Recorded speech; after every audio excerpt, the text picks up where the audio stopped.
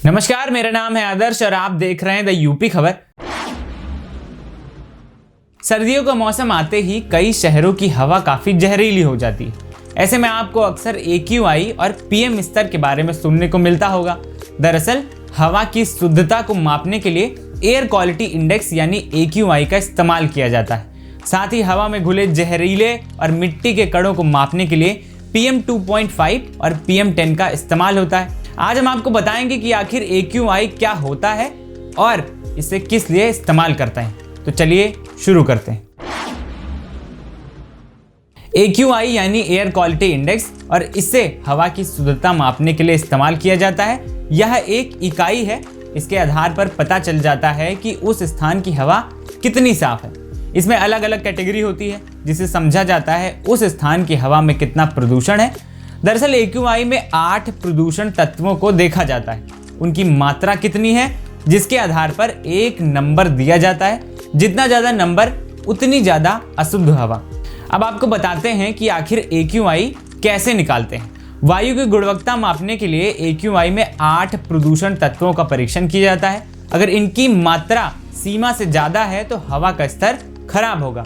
ये 8 तत्व इस प्रकार हैं: PM 10, PM 2.5, NO2 यानी कि नाइट्रोजन ऑक्साइड, SO2 यानी कि सल्फर ऑक्साइड और CO2 carbon oxide, O3 ozone का उत्सर्जन, NH3 अमोनिया और PB यानी कि सीसा।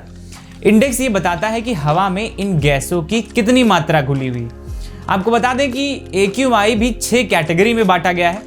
0 से 50 के बीच अगर AQI है तो इसका मतलब है कि जो प्रदूषण का लेवल है वो शुद्ध है। 51 से 100 के बीच का मतलब है वायु की शुद्धता संतोषजनक है। 100 से 200 के बीच माध्यम, 201 से 300 के बीच खराब और 301 से 400 के बीच बेहद खराब। तो वहीं 400 से 500 का AQI बेहद गंभीर श्रेणी में आता है। और इन सब मापदंडों के मुताबिक लोगों को स्वास्थ्य संबंधी दिशा निर्देश समय समय पर जारी किए जाते हैं। अब आगे आपको बताते हैं कि आखिर PM स्तर क्या होता है। PM को 2 खंडों में बांटा गया है, PM 10 और PM 2.5। PM 2.5 या PM 10 हवा में मौजूद सूक्ष्म कणों के बारे में बताते हैं। PM 2.5 सबसे छोटे वायु कणों में से है। इनका आकार 2.5 माइक्रोमीटर के आसपास होता है।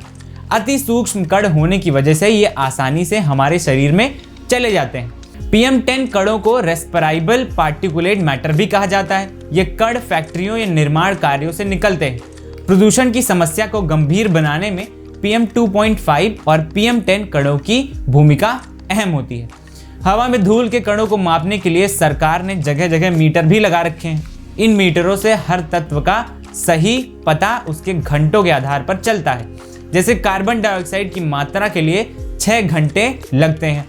कणों को मापने के लिए घंटों एक स्थान पर मीटर रख कर उनका पता लगाया जाता है। PM 10 का सामान्य लेवल 100 माइक्रोग्राम क्यूबिक मीटर है। वहीं PM 2.5 का सामान्य लेवल 60 माइक्रोग्राम क्यूबिक मीटर होता है।